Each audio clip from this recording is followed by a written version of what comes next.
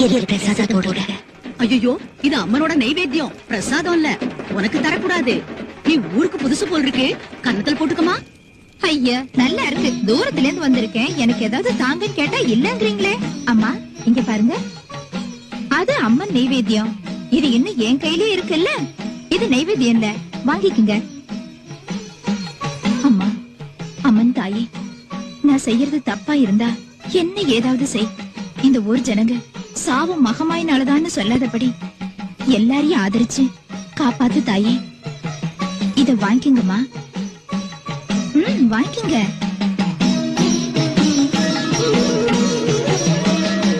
நீ எனக்கு போட்டு இது பிடி பிரசாதம் தான். இந்த ஊரை காப்பாத்த போகுது.